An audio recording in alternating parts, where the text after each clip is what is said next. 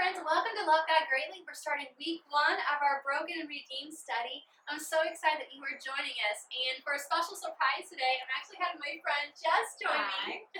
She's actually in my in-person local Love God Greatly group. And we were talking and just getting ready for the study. And I said, will you just join me this time? Because it's always more fun to do these videos with friends. And so I was like, you know, I kind of get tired of doing it by myself sometimes. So let me have a friend come with me.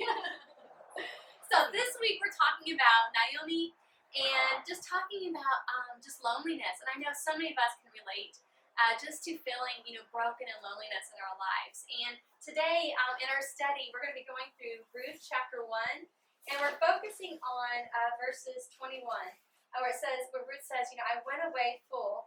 The Lord has brought me back empty. And I feel like so many times we can relate to that, where we feel like we went out in God's will, we were excited about what He was doing, and then life happens, right? And we know from Ruth's story that her husband and sons both passed away, and she comes back, and she is feeling broken, and she is feeling empty. And Jess and I were just kind of talking about that, and how even in our own lives, how we can relate to that story of just feeling lonely and empty, but going back to Ruth. Yeah, and I was just thinking about just how many times we have gone through that, whether, it's divorce or just relationship problems or loss of a job, sickness. And it's easy to think that it's something that we've done or maybe that God's kind of placed on us. But really, that's not how God works. He's our comforter and our counselor. And we can be open and transparent with Him. And I think sometimes whenever we get into that, getting our identity from our brokenness or our circumstances in the world around us, and just how we just get on that treadmill and feel so alone and so far from God, when God's promises are that He will never leave us nor forsake us. And just whenever I was going through that and thinking on that, I went back to where should our identity be and where should we place it? Like, Naomi wasn't alone, and nor are we. And I just went through scripture and realized that, in the midst of hardships, John calls us children of God and friends of Jesus. We're chosen by Christ to bear fruit. We're justified and redeemed. Romans says that we were slaves to sin, but now we're slaves to righteousness. He says that we have the mind of Christ, that we are the righteousness of Christ.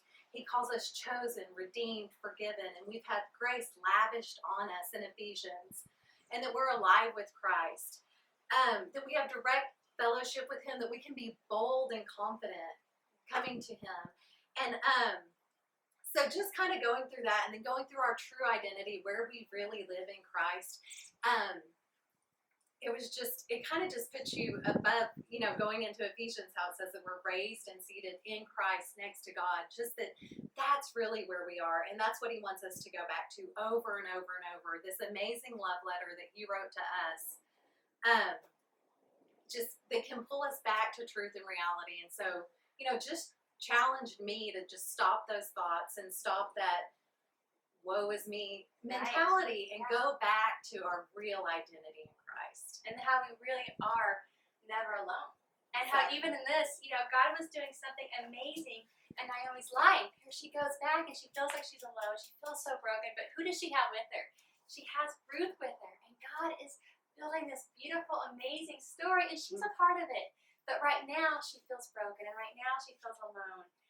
And I think taking that encouragement of when we find ourselves feeling broken and alone and just so lonely and wondering, where God is, knowing that He's right there next to us and that He is building and writing a beautiful story even in the midst of our brokenness.